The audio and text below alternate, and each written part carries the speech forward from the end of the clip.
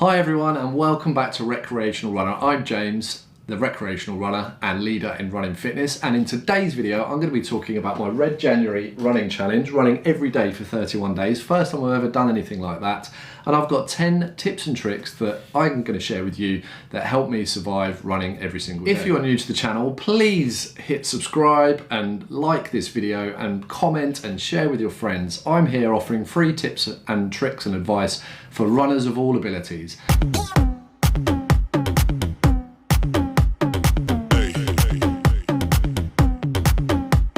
This video is 2 weeks late coming out as well because I feel a bit of a hypocrite actually talking about staying sick free because ever since I stopped the Red January challenge on the 31st of Jan, I've managed to get out twice and do 2 runs. You can probably hear in my voice I'm carrying a cold. I've had a cold on and off now for 2 weeks and I've only ran twice. So as I say, I do feel a little bit hypocritical, but I did stay sick free throughout the whole challenge. Injury free. I picked up an injury. If you watch the playlist, I've got it up there in the card, you'll see from about day 9 I think, and you can actually tell by the t-shirt. Day 9 I ran a 5k, but day 10 I ran a 2k because that's when I picked up the injury from day 9. So how did I really manage that, and how did I manage to run every single day? Finished on 166 kilometers. My target was actually 200k, but because of the injury, I had to nurse that injury. I had to take things a bit slower. But anyway, without further ado, let's jump into the tips and tricks. I have made myself some notes to remind me what I'm going to talk about, so apologies for looking down every now and then. The first thing I would say, anyone embarking on a run every day challenge, is to mix it up. And by mix it up, I don't just mean your routes, going out on different routes.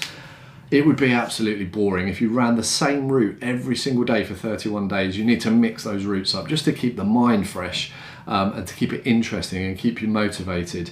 But the other thing I was going to mention is shoes. Mix up your shoes. I started running 8 years ago now. When I say started running 8 years ago, I started regularly running 8 years ago, joined a club, and it became a proper passion and a proper hobby of mine.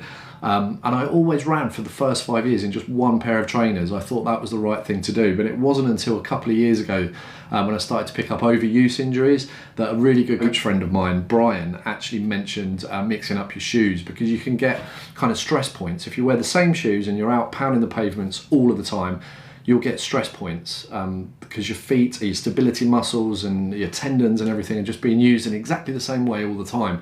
So by just trying different shoes and wearing different shoes for different runs, you'll reduce those stress points building up. This challenge I used 3 different pairs of shoes, a trail pair and 2 different stability shoes, completely different brands.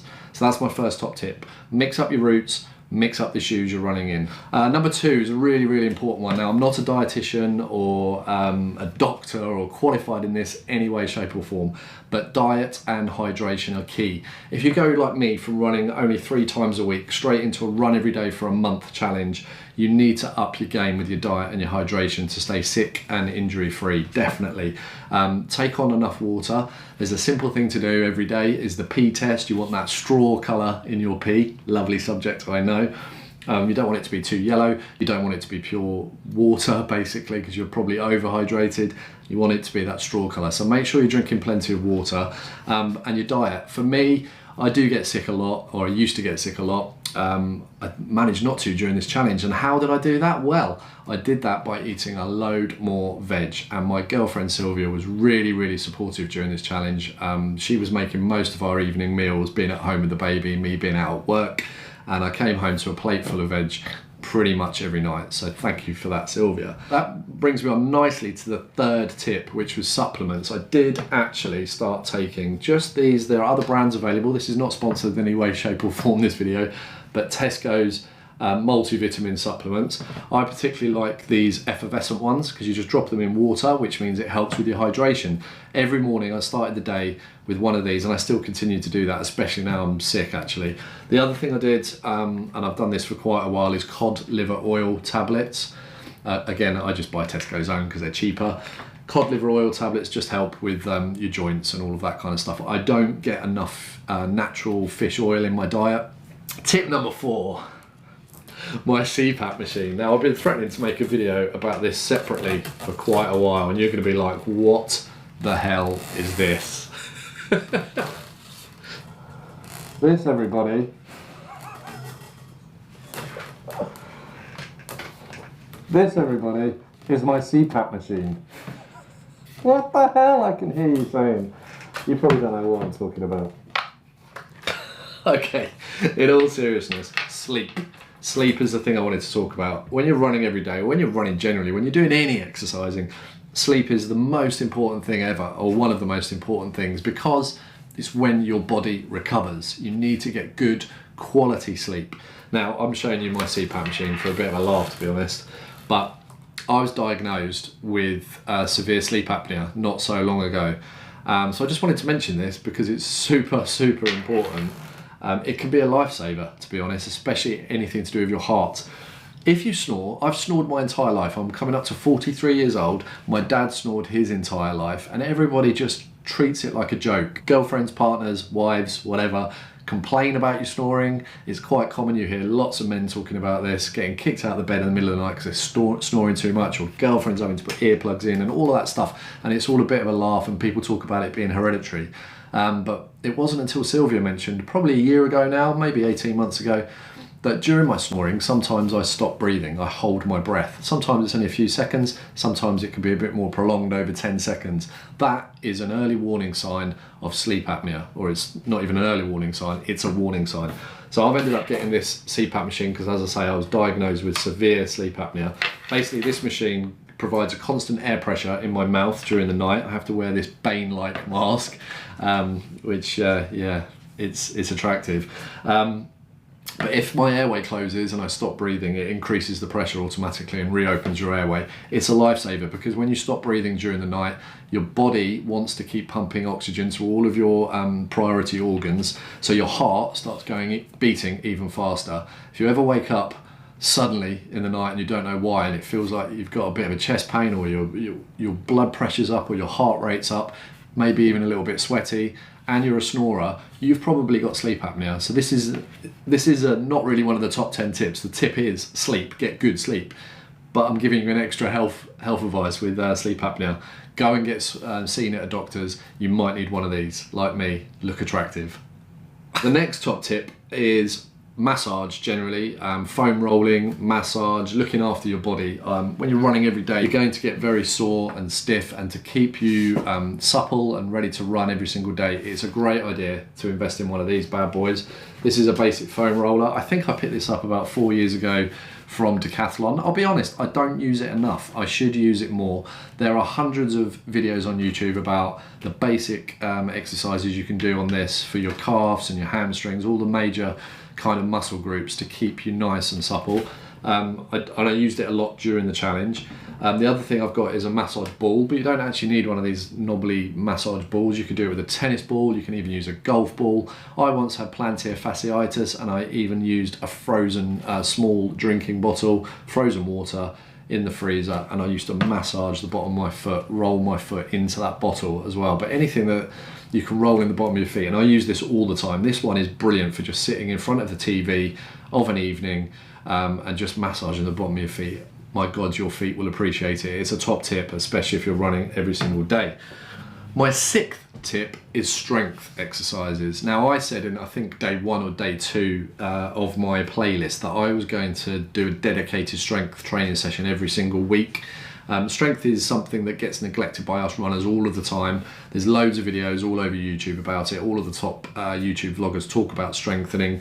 I've even created a little playlist of other people's strength exercises. I found running every day, having a young baby, having a full-time job, needing to get good quality sleep, and all of the other stuff I've mentioned so far, that doing a dedicated strength session a week wasn't happening. So what I actually started doing was calf raises whilst I was brushing my teeth, squats whilst I was sitting on something in the bathroom, get the idea, just doing 10 before I used the article in the bathroom, and I just do 10 calf raises whilst brushing my teeth, but every single day. I just incorporated them every single day whilst I'm already doing something else. I started doing lunges at the end of my runs, not every day, but I just do 10 lunges on each leg at the end of a run every other day.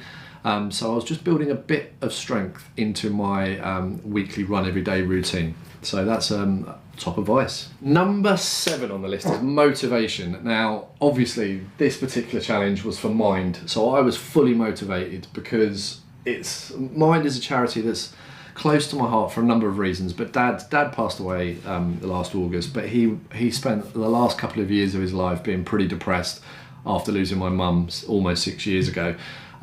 So mental health is something that's definitely at the forefront of my mind, and it is one of the reasons why I run anyway, because for me it's getting out there, clearing your head, getting rid of all of your own stresses, and just being out there in nature, whether it's raining, windy, cold, hot, whatever. It helps me clear my head 100%. So from a motivation point of view, it was just running for the charity. So if you're going to embark on an run everyday challenge, you need some form of motivation. For me, as I say, it was for the charity. It was also vlogging, knowing that you guys out there were wanting to hopefully see my videos every day. It gave me that little bit of added motivation. I also joined the Red community and Red January on Strava, 2 clubs that were created on Strava. So massive motivation for me was seeing everybody else that was doing the same challenge. Those days when you get home or at lunchtime or just wasn't feeling like it, I look into Strava and you see hundreds of people that have been out and done some amazing runs in amazing conditions. That was for me the number one thing. There was also people on Facebook groups that helped motivate. I started our own Facebook group during this challenge, Recreational Runners. Get involved, join. We've got 53 members now, so thank you to everyone that joined that. But we've all been motivating each other for whatever challenge we're doing.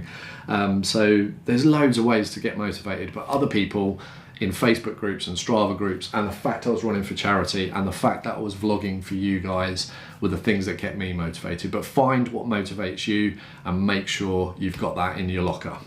Number 8, now this is a key one obviously for me. If you watch the playlist, you will hear me going on about my knee nearly every single day after the 9th of January.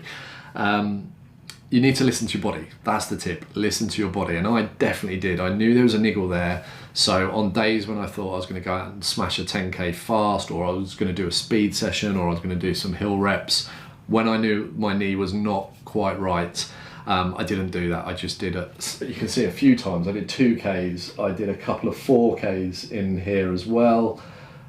2.5K, 4K, 4K. These were days when the knee was really hurting, and so I had to listen to my body. These were also slow. Every single one of these runs in the end was low intensity heart rate running, low heart rate running, around 145 beats per minute for me. And that was because I had to listen to my body. I knew there was something not right in my knee.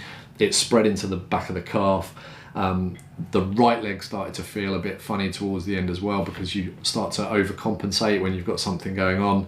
So listen to your body. It's not worth getting completely crocked and out for weeks just to finish a challenge. And I was super conscious of that all the time. As you know from my videos, I was always talking about it. And that's just me getting it off my own chest and out of my own head. So I was aware, and other people were aware, and other people were saying to me, don't do anything silly. So listen to your body. Tip number 9 is involve other people. I've already said join Facebook groups and Strava. I also mean involve other people literally, physically with your runs. Go for runs with other people. I did loads of that. You will see from the playlist I ran with lots of other people on many different days. I also ran the cross country with the Fairlands Valley Spartans on the 12th of January. There were hundreds of people doing that, and it's really, really motivating to do that. But on that note, at this opportunity, I'd also like to say thank you to all the new subscribers of the channel. Without you watching these videos, I wouldn't be able to make them because it would be a bit pointless. And I went into January or at the end of December, I think around 78, maybe 80 odd subscribers. We're now on 110 after the Red January challenge. So thank you to all the new subscribers and all my old subscribers as well for sticking with me and enjoying the channel. You are keeping me going and it's brilliant. Thank you very much. And finally, my last tip is something that I didn't actually do. So again, this is slightly hypocritical of me to say this, but the tip number 10 for me is don't go from 0 to hero. Now what I mean by that is you've not been running a lot at all and then you go and try and run every single day. I try to run 5k a day every single day, and I look back at my December when I was halfway through the challenge and realised that I only ran once in December. Completely forgot. I was a bit of a sick note in December. We had issues with Sophia being sick. Christmas period started with visiting family and all of that kind of stuff. So I just didn't run a lot in December. I hadn't realised it was only one run, one park run in all of December. So literally that's it. And then I went straight into running every single day and trying to do 5K every single day. It is no wonder that I picked up a niggle, an overuse injury type niggle. So my advice is, don't embark on one of these challenges the way I did, which was doing very little running the month before. I did loads of running the months before that, so I thought I've got a solid base, I had a solid aerobic base, but my body had not run properly for 4 weeks, so it wasn't ready. It was like, what the hell are you doing, James? You need to calm down. So don't go from zero to hero. And that's my final tip. That's 10 tips. I hope they help. Happy running, as always. I hope you've enjoyed the video. Please like, subscribe, share. Please give me comments. Have you been doing a challenge? What are your tips and tricks from a challenge? Anything I've said that you disagree with or agree with, please put a comment down below. Anything I've missed that you think is really key, put a comment down below. Get involved. Happy running.